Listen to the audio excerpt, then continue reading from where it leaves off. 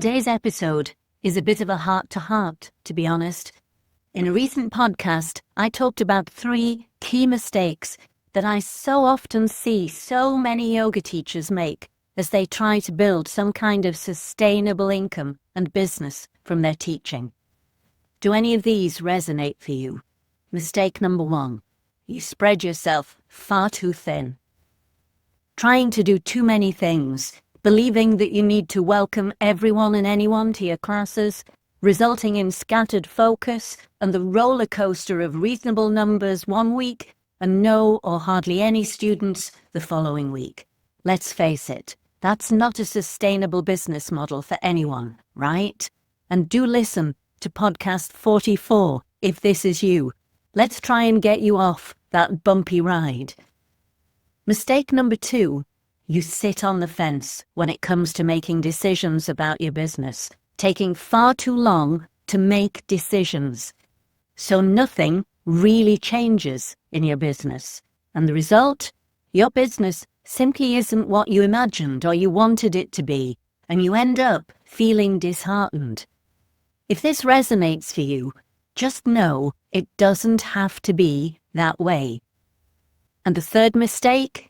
Not being willing to put what I call skin in the game. Let's talk about something so many yoga teachers shy away from: investment. And we're not just talking money here.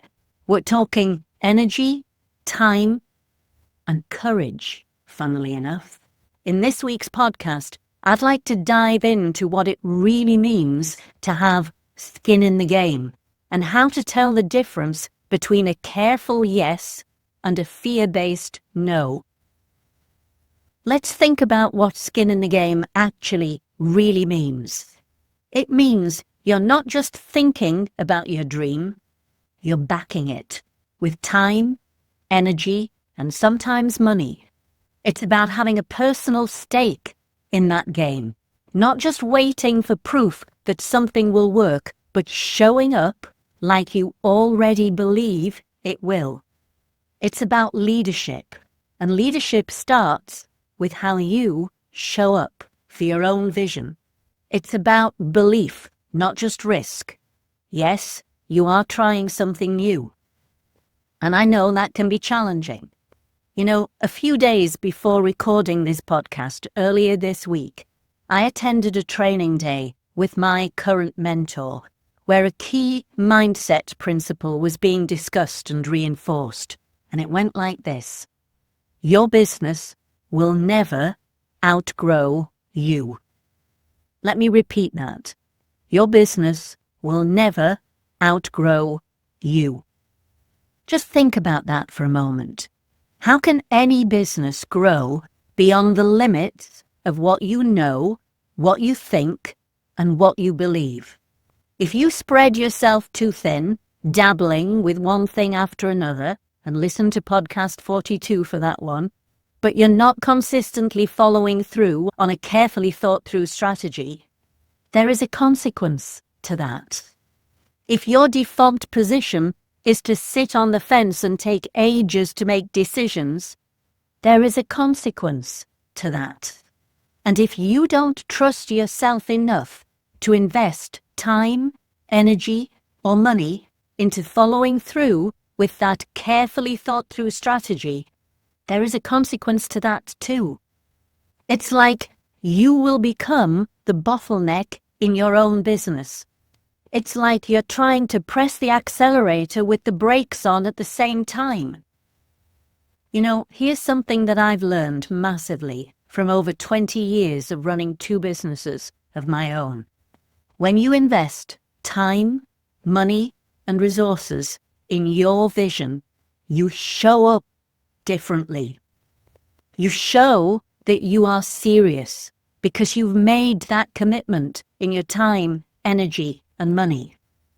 In my Pathway to Profit mentoring program, one of the first things that we address is getting you to think about when, in your working week, you are going to commit to working on, not in, your business. Everything about the way that I structure my business model with my students is emphasizing the value that I place on their commitment. And it's a commitment to themselves, not to me.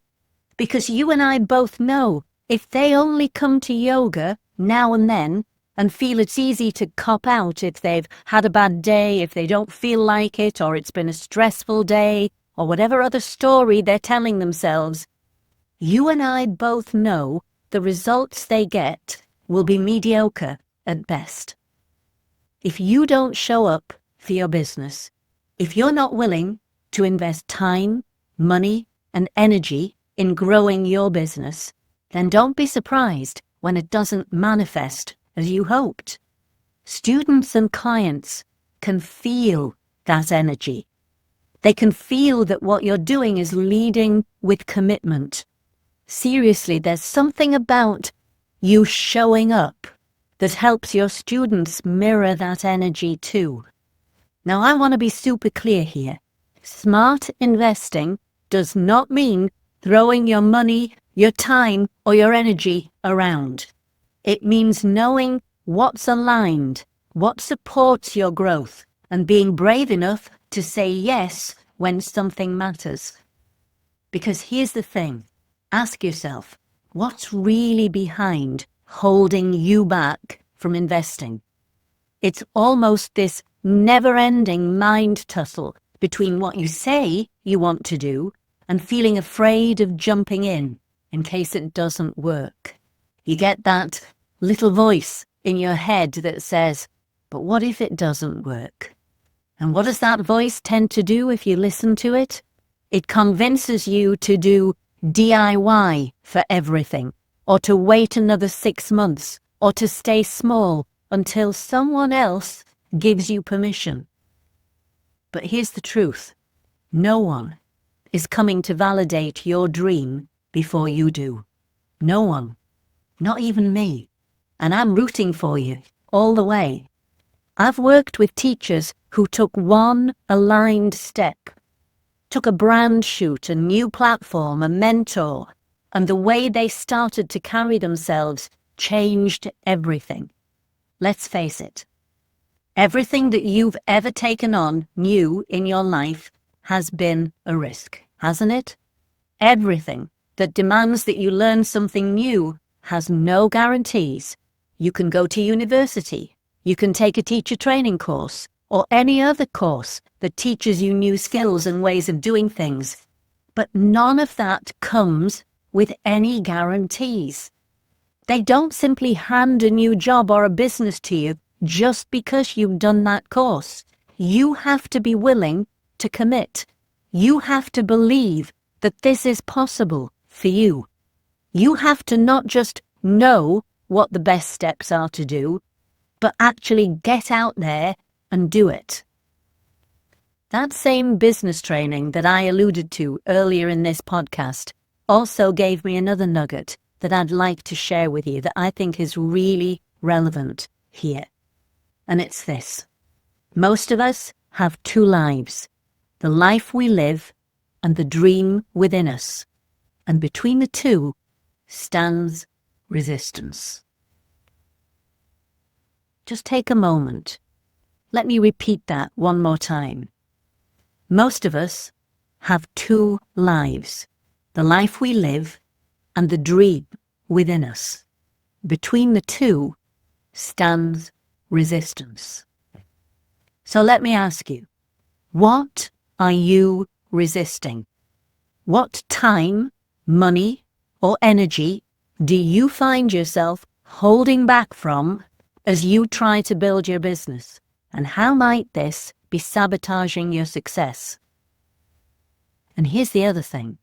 Do you know what's on the other side of self-sabotage? Freedom. So what's required here is a mindset shift. And a question that I love to ask myself to help me with this when I feel that resistance is, what would I do if I truly believed this was going to work? That's a really interesting question. Maybe you'd invest in some systems to make you more professional and your admin easier, like a CRM system or a booking system or some accountancy software that's going to help you. Maybe you'd launch this workshop that you've been thinking about and even talking about doing for ages, but somehow never gotten round to doing. Maybe you'd raise your prices. Maybe you'd hire help. Maybe you'd put that video of you on your website to help potential students get to know, like, and trust you better. Whatever it is, it's okay to start small, but start from belief, not fear. If there's one thing that I've learned from all of my psychology training and my business mentors over the last 20 years, it's this. The only way to build confidence is to do the thing before you're 100% ready. You have to do it afraid. In fact, that's the only way you can do it. So let me remind you of the question I believe you should ask yourself if any of this is resonating for you. What would I do if I truly believed this was going to work? You know, you have to start to act in accordance with the person you want to become. Do you want to become the same you, only 12 months older, 12 months from now? Or do you want to become the person who's developed themselves and their business in the process? Remember that quote I gave you right at the beginning. Your business will never outgrow you. My final tip on this is to accept that transforming into this new person won't happen overnight. It's a process, like mastering a headstand or a crow. It's a rewiring of current habitual patterns of thinking and behavior that are keeping you where you are right now and may well have done so for the last 12 months, 18 months, 24 months, or even longer. So I'd like to ask you, what future do you choose? If it's more prosperity and freedom and a yoga business that gives you all of that, it's going to take time and a willingness to believe in yourself and take decisive action. It's a willingness to put skin in the game, to make fast decisions. The alternative is to drift, minimal growth, stagnation, or even struggle and decline. So here's my invitation to you.